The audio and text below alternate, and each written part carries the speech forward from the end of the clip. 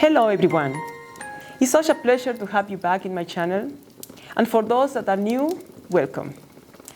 If you haven't listened the first chapter yet, I recommend you to start there. You will find the link somewhere here or in the description. I am a little late with this video because I was too focused on something very important, passing the Swiss driver's license test. And I am happy to say that I made it on the first try. So that's why I come now a little bit late, yes, I know. But the chapter is also a little bit longer. And maybe I have to divide it in two parts. So anyway, I'm going to film this one. And some hours later, I'm going to share with you the second part too. The latent darkness. It was Saturday night. Specifically on March 21 of 2021, Grün Stein and his Chinese-born colleague, Dr. Ahan were immersed in a risky experiment, trying to contain the evil of a psychopath in a magnetic plasma core. By connecting directly to the psychopath's amygdala using long, sharp needles of an specially alloy, during testing, the experimental subject relieved his atrocities while high on a specialized substance known as a cerebrium, a formula patented by Enigma Corporation. The drug allowed the psychopath to recreate his murders and rapes, generating a combination of pleasure, violence, and psychic force that could be directed to the plasma core. However, intense and continuous doses of the drug caused cerebral thrombosis and a gruesome death. All of the subjects used in each test ended up completely dehydrated and without eyes, as the eyes shot out like a popcorn due to the force of the shock needed to extract their energy. That night, Grün and Ahan were so focused that they didn't even notice the time. They watched the process closely as the latent darkness derived from the inmate wickedness, transforming into a pulsing glow within the plasma core. This gave them the feeling that they were getting closer to their goal. Also, at the same time, they were entering unknown territory, defying natural laws and risking their own lives, but this did not matter to them anymore. In the midst of darkness, the experiment reached its climax. The psychic force of the psychopath reached its maximum intensity and was directed at the magnetic plasma nucleus. A shocking burst of energy shook the laboratory, enveloping it in an atmosphere charged with smoke and the smell of burning flesh. However, to his misfortune, the energy only remained active for 2 seconds before fading away. As they continued with the experiment, they received the notice that a shipment of red mercury, a material used in the manufacture of nuclear weapons as an explosive or catalyst, had finally arrived at the complex.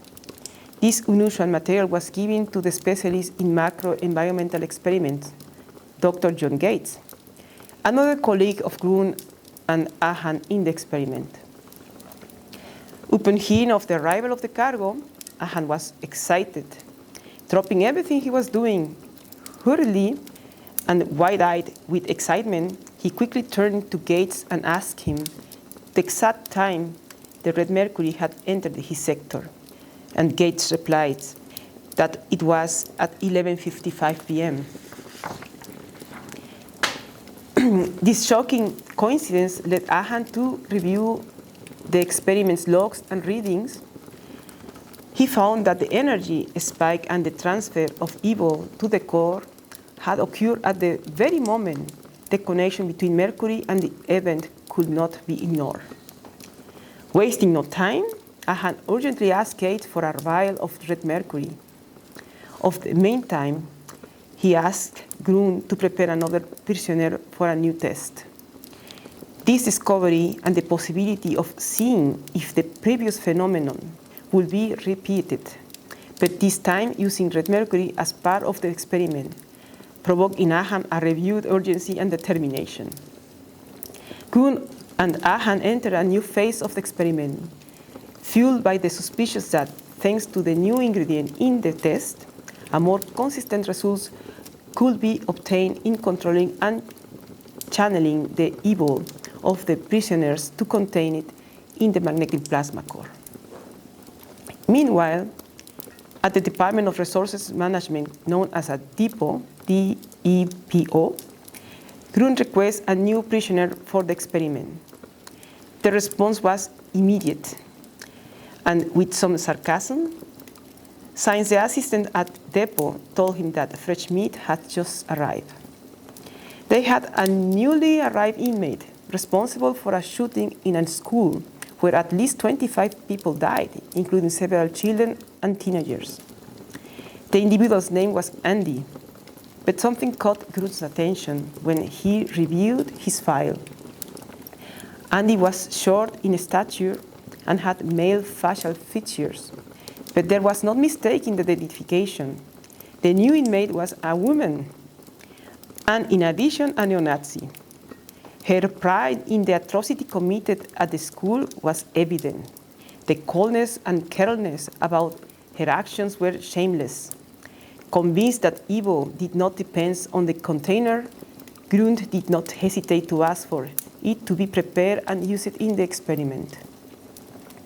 On the other hand, Dr. Ahan reviewed his notes and calculations on the behavior of nuclear and magnetic waves in combination with dark matter derived from inmates. His head remained euphoric, making calculations to include mercury in the final phase to retain the energy extracted from the inmates. As he progressed in his analysis, amazement took hold of him. The conclusion he gained from combining mercury as a technical part for his experiment gave him a certain satisfaction in realizing that his addition could trigger a series of experiments even more powerful than he had already obtained. This will be fantastic, Ahan thought. Ahan understood that this substance could act as a catalyst in transforming and channeling the energy sent into the magnetic plasma core, enhancing its ability to contain evil, dark energy, and even control it. The idea left him with a mixture of emotion and fear, but he didn't say anything. He just thought about it.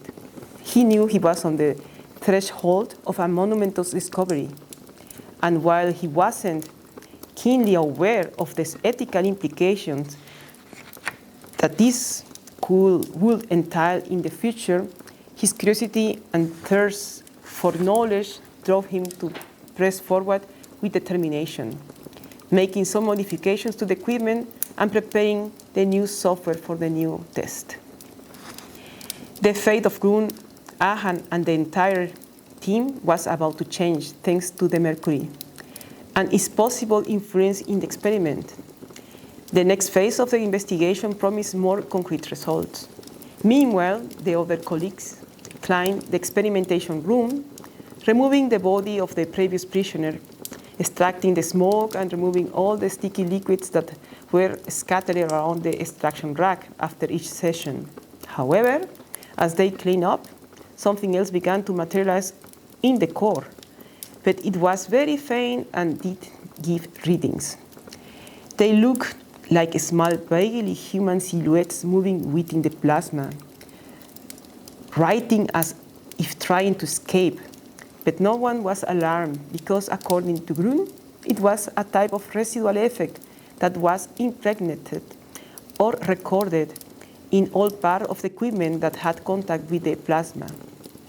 It materialized the faces, the screams, the fear, and the pleasure that were extracted from the inmates. At first, it seems like an illusion, but it was actually a side effect of the energy. Although, this time, the shadows and silhouettes began to emit a sound that was not human, a scream mixed with grotesque laughter that echoed in the laboratory. None of those present dared to react when they saw that Grün and the other scientists remained calm despite hearing and seeing this unusual phenomenon. They just kept cleaning and pretending that not listen. In another part of the laboratory was Dr. Ahan, excitedly calculating the modifications needed to include red mercury in the formula, making adjustments to the entire equipment of the dark energy containing plasma nucleus, which they called NOVA. With almost childlike enthusiasm, as he did so, his reflection on one of the volcanic glass walls of the core moved differently from his actual gestures, but he was also already accustomed to this phenomena. This is the end of the first part of the second chapter, okay? So the next video, I will work with it, and I want to explain more details about NOVA and how it functions. So, well, wait a little bit until I finish that part, and maybe a few hours. Just stay in tune to see what is coming next. Thank you for watching. Ciao.